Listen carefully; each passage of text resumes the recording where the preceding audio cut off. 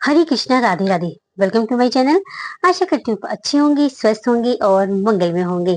आप सभी को वैशाख स्नान की ढेर सारी शुभकामनाएं।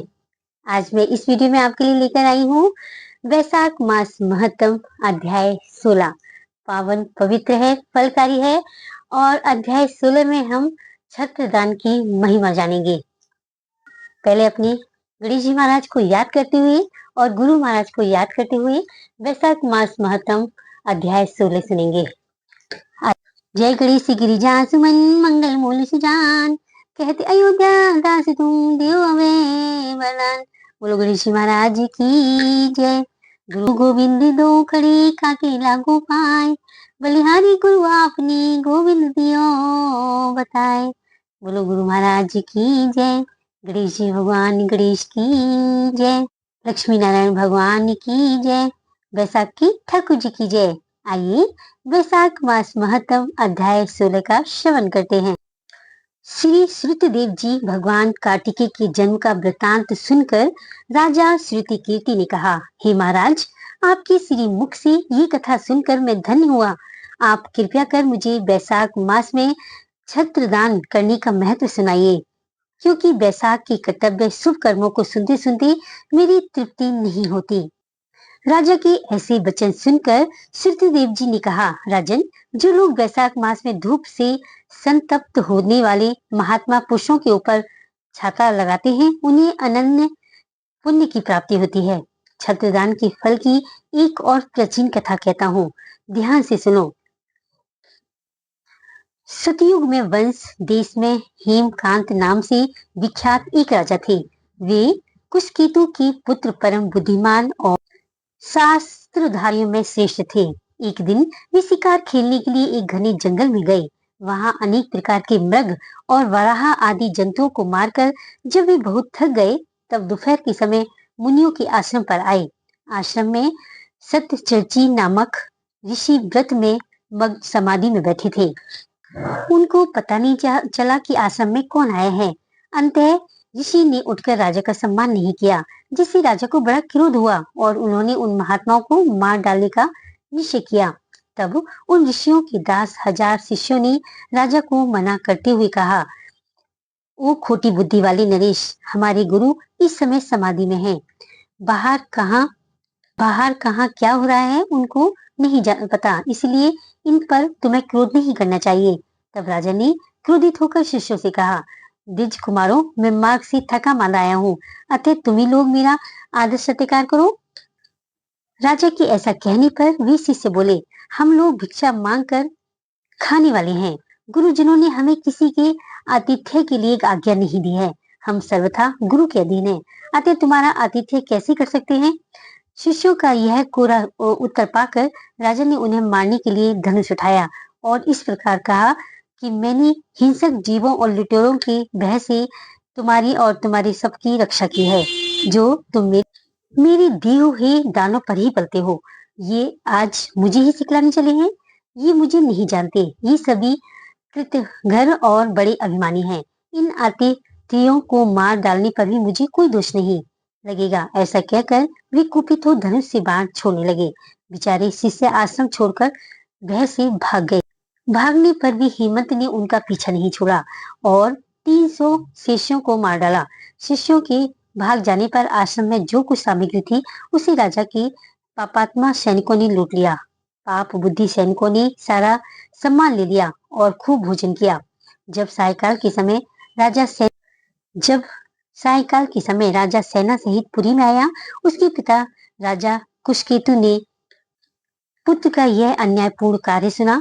तब उसे राज्य करने अयोग्य जानकर उसकी निंदा करते हुए उसे देश से निकाल दिया। पिता के त्याग जाने पर हेमकांत घने वन में चला गया। वहां उसने बहुत वर्षों तक निवास किया। ब्रह्म हत्या उसका सदा पीछा करती रहती, इसलिए वह कहीं भी स्थिरता पूर्वक नहीं रह पाता था। इधर उधर घूमते हुए उस दुरात्मा के 28 वर्ष बीत गए। एक दिन वैशाख मास में दोपहर का समय था। महामुनि चित्रकीर्ति यात्रा के प्रसंग से उस वन में आए हुए थे। वे धूप से अत्यंत दुखी और प्यास से बहुत पीड़ित थे। उन्होंने किसी वृक्षहीन जगह पर मूर्छित होकर गिर पड़े। देवयोग से हेमंत उधर से आ रहा था। उसने मुनि को प्यास से पीड़ित, मूर्छित और थका मांदा देख उन पर बड़ी दया की। उसने पलाश के पत्तों से छत्र बनाकर उनके ऊपर आती हुई धूप का निवारण किया। वह स्वयं मुनि के मस्तक पर छाता लगाए खड़ा हुआ और तुम्बी में रखा हुआ जल उनके मुंह पर डाला। इस उपचार से मुनीश्वर मूर्छा जाती रही। जब चेत हुआ तो क्षत्रिय के दिए हुए पत्ते के छाते को लेकर अपनी व्याकुलता दूर की। उनकी इंद्रियों में कुछ शक्ति आई और वे धीरे धीरे किसी गांव में पहुंच गए। उस पुण्य के प्रभाव से हेमकांत की 300 ब्रह्म हत्याओं का पाप नष्ट हो गया। इससे हेमंत को बड़ा ही विस्मय हुआ। उसी समय यमराज के दूत हेमकांत को लेने के लिए वन में आए। उन्होंने उसके प्राण लिए। संग घृणी रोग, पेट का गंभीर रोग पैदा किया। उस समय प्राण छूटने की पीड़ा से छुटकारा पटाते हुए छटपटाते हुए उसे हेमकांत ने 3 अत्यंत भयंकर यमदूतों को देखा, जिनके बाल ऊपर की ओर उठे हुए थे। उस समय अपनी याद करके वह चुप हो गया। छत्रदान के प्रभाव से उसको विष्णु भगवान का स्मरण हुआ। उसके स्मरण करने पर भगवान विष्णु ने अपने दूत विश्वक्सेन से कहा, तुम शीघ्र जाओ, यमदूतों को रोको, हेमकांत की रक्षा करो। अब यह निष्पाप और मेरा भक्त हो गया है। उसे नगर में ले जाकर उसके पिता को सौंप दो। साथ ही मेरे कहने से कुशकेतु को यह समझाओ कि तुम्हारा पुत्र अपराधी होने पर भी वैशाख मास में छत्रदान करके एक मुनि की रक्षा की है, अतः वह पाप रहित हो गया है। इस पुण्य के प्रभाव से वह मन और इंद्रियों को अपने वश में रखने वाला, दीर्घायु, सूरता और उदारता आदि गुणों से युक्त तथा तुम्हारे समान गुणवान हो गया है। इसलिए अपने महाबली पुत्र को तुम राज्य का भार संभालने के लिए नियुक्त करो। भगवान विष्णु ने तुम्हें ऐसी ही आज्ञा दी है। इस प्रकार राजा को आदेश देकर हेमकांत को उनके अधीन करके यहाँ लौटाओ।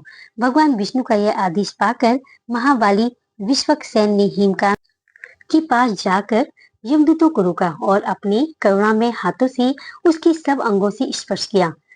भगवत भक्त के स्पर्श से हेमकांत की सारी पीड़ा क्षण भर में दूर हो गई। तदंतर विश्वक्सेन उसके साथ राजा के पास पुरी में गया।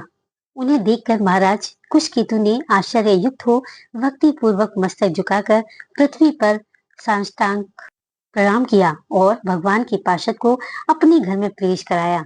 वहां नाना प्रकार के सूत्र से उनकी स्तुति और वैभवों से उनका पूजन किया। तत्पश्चात महाबली विष्मक ने सेन की अत्यंत प्रसन्न होकर राजा को हेमकांत के विषय में भगवान विष्णु ने जो आदेश दिया था वह सब कह सुनाया। यह सुनकर कुशकेतु ने पुत्र को राज्य पर बिठा दिया और स्वयं विश्वक्सेन की आज्ञा पाकर पत्नी सहित वन को प्रस्थान किया। इसके बाद विष्णु पार्षद विश्वक्सेन श्री द्वीप में भगवान विष्णु के समीप चले गए। तब से राजा हेमकांत वैशाख मास में बताए हुए भगवान की प्रसन्नता को बढ़ाने वाले शुभ कर्म धर्मों को मानने लगा, करने लगा। वे ब्राह्मण भक्त, धर्मनिष्ठ, शांत, जितेंद्रिय, सब प्राणियों के प्रति दयालु और संपूर्ण योगों की दीक्षा में रहकर सब प्रकार की संप्रदायों से संपन्न हो गए। उन्होंने पुत्र पौत्र आदि के साथ समस्त भोगों का उपयोग करके भगवान विष्णु को लोक प्राप्त किया।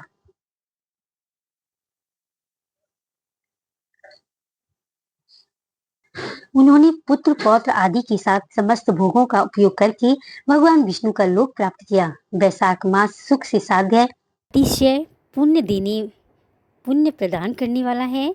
पाप रूपी ईंधन को अग्नि की भांति जलाने वाला, परम सुलभ तथा धर्म, अर्थ, काम, मोक्ष चारों पुरुषार्थों को देने वाला है। वैशाख महात्म अध्याय 16 संपूर्णम। हे श्री हरि, अगर मैंने महात्म अधूरा पढ़ा हो तो पूरा करना, पूरा पढ़ा हो तो मान रखना, कहने सुनने वाली सभी की मनोकामना पूर्ण करना। बोलिए लक्ष्मी नारायण भगवान की जय। कल वैशाख मास महत्तम अध्याय 17 का श्रवण करेंगे। देखो, हर व्यक्ति के पास हर कर्म करने की आज़ादी है, परंतु उसे ऐसे कर्म करने चाहिए कि उसका परिणाम भी वो सहन करने लायक हो और उसके परिणाम के लिए तैयार रहना चाहिए। कर्म किसी का पीछा नहीं छोड़ते, लौटकर वापस जरूर आते हैं। इसीलिए हर कर्म सोच समझ कर करिए कि अगर हम जैसे कर्म करेंगे हमें वैसा ही फल भुगतने को मिलेगा। तो इसलिए भगवान जी के श्री चरणों में अपना मन लगा के रखिए, उनको साथ लेके चलोगे तो कभी कोई आपके हाथ से बुरा काम नहीं होगा। कलयुग केवल नाम आधारा, सुमिरि सुमिरि नर उतर नहीं पारा। इसलिए मन से हर क्षण, हर पल, हर सांस के साथ सिर्फ नाम जाप करते रहें। हमें नाम जाप करने से भक्ति, शक्ति, मुक्ति, प्रेम, श्री हरि के दर्शन भी हो सकते हैं। इसलिए हर समय सिर्फ नाम जाप करते रहें। का अपना मन भगवान के चरणों में लगाइए और अपने हाथों से कर्म करिए, तो दोनों काम ही सुलभ हो जाएंगे। और महामंत्र का जाप करें, हरे कृष्ण कृष्ण कृष्ण हरे हरे, हरे राम राम राम हरे हरे। हरे कृष्णा।